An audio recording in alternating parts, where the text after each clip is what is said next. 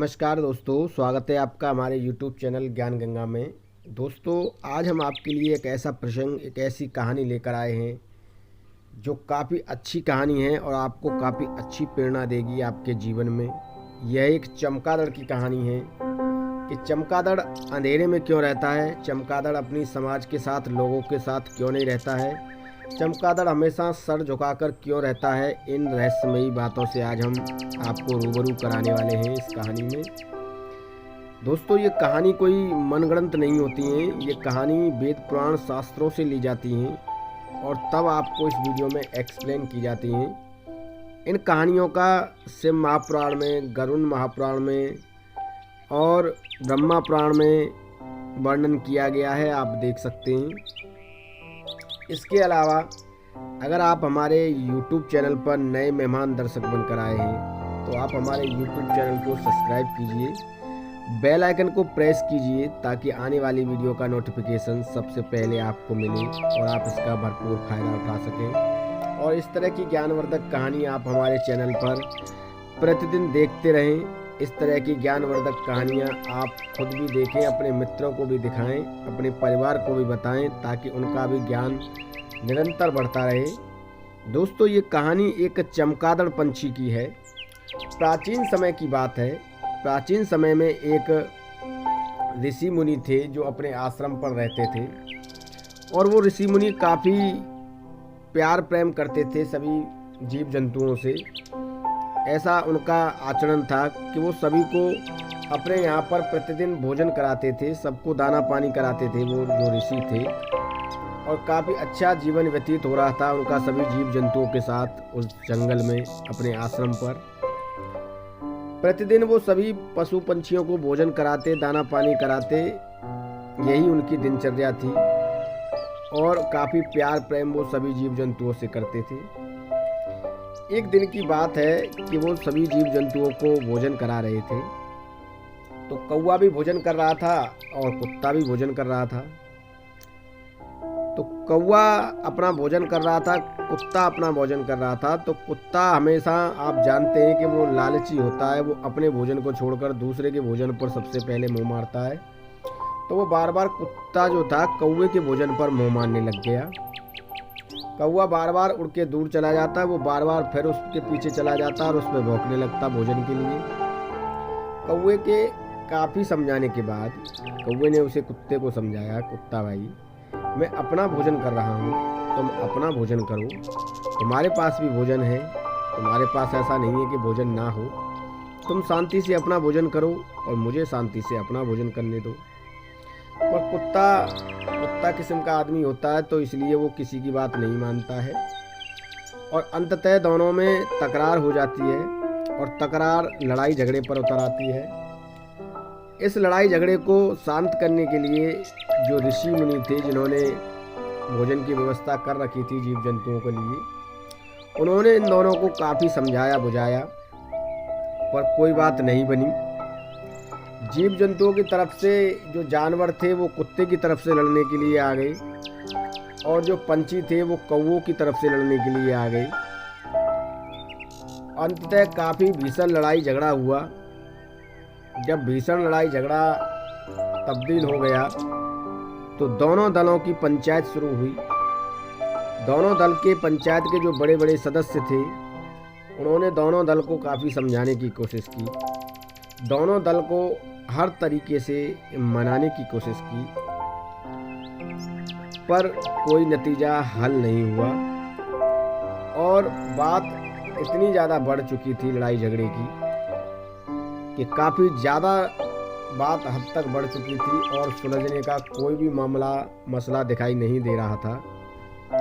इधर ऋषि मुनि जो थे, उन्होंने भी काफ़ी प्रयास किया कि मामला सुलझ जाए और ये लड़ाई झगड़ा ना हो, ये लड़ाई झगड़ा यहीं पर ख़त्म हो जाए, पर कोई मामला सुलझता हुआ नज़र नहीं आ रहा था। जंगल के सभी जीव जंतु और पंछी इकट्ठा हो गए। जो जानवर थे वो कुत्ते की तरफ इकट्ठा हो गए कि भाई हम तो जानवर हैं, हम तो धरती पर रहते हैं, तो हम कुत्ते की तरफ से लड़ेंगे।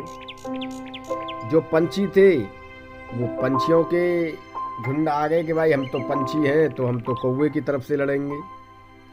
कुछ पंछी ऐसे भी थे जो छोटे छोटे थे, वो बोले हम किसकी तरफ से लड़ें, हमारे तो इतने बड़े पंख ही नहीं हैं, हम तो ज़्यादा बड़े पंछी भी नहीं हैं, तो हम किसकी तरफ से लड़ें, हम तो किसी की तरफ से नहीं लड़ सकते।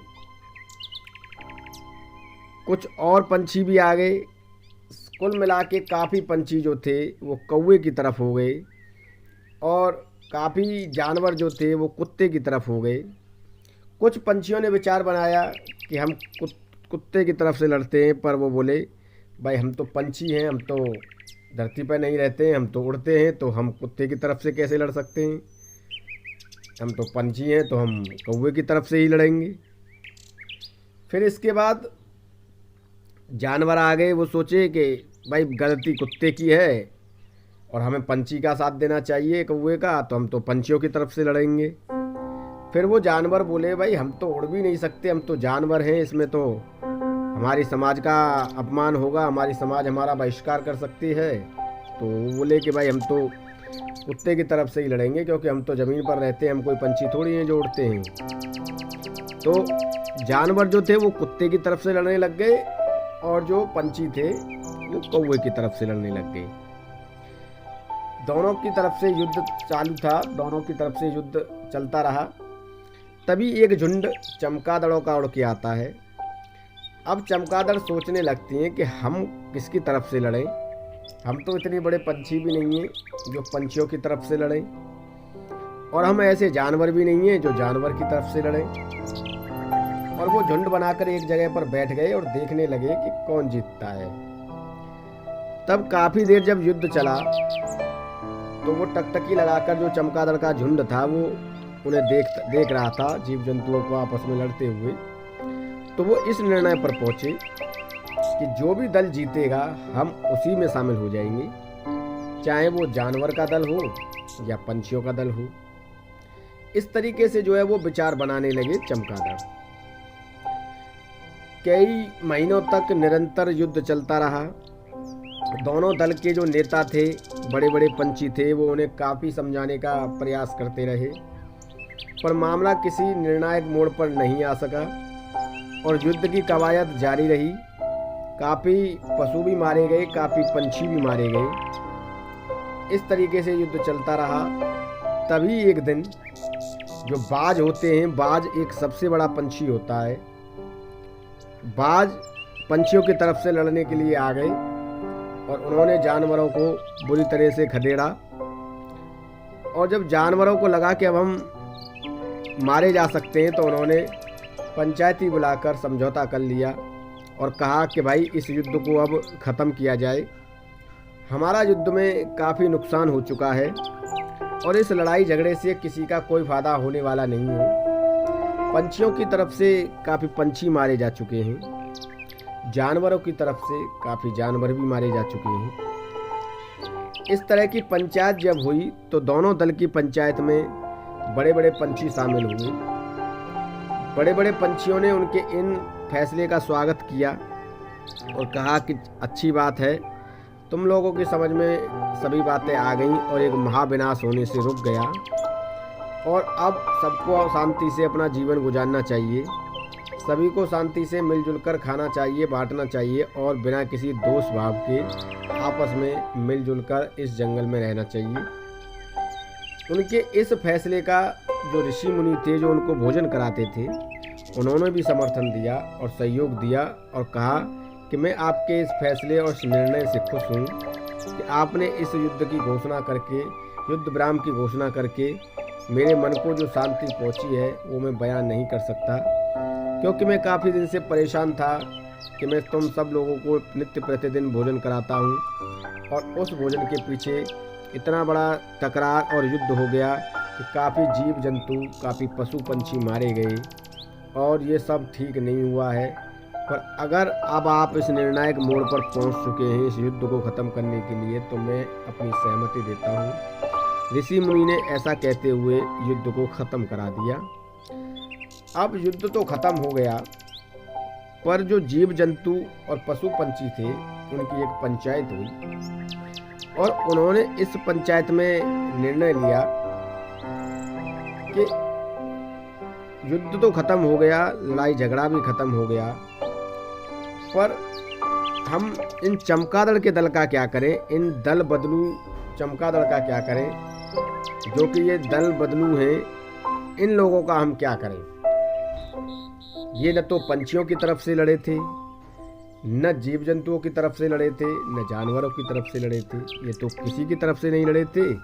और जो दल जीतता हुआ दिखाई दे रहा था, ये उसी में शामिल हो गए थे। तो इन दल बदलू चमगादड़ों का क्या करना चाहिए, इस विषय पर दोनों दल मिलकर विचार विमर्श करने लगे, मंथन करने लगे कि इन चमगादड़ का क्या करना चाहिए।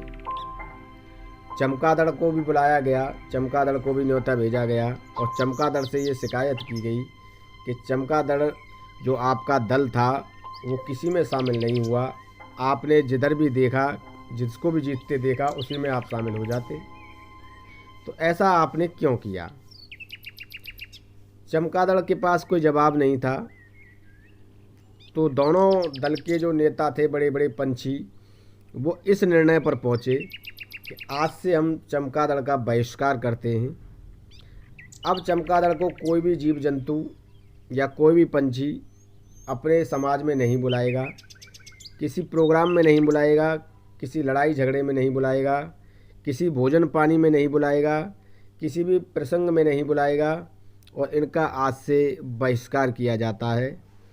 और उसी दिन से चमगादड़ का बहिष्कार कर दिया गया और चमगादड़ को एक गुमनाम भरी ज़िंदगी, एक अंधेरी भरी ज़िंदगी गुजारनी पड़ी, जो कि आज भी चमगादड़ हमेशा एक गुमनाम ज़िंदगी में अपना समय बिताती हैं।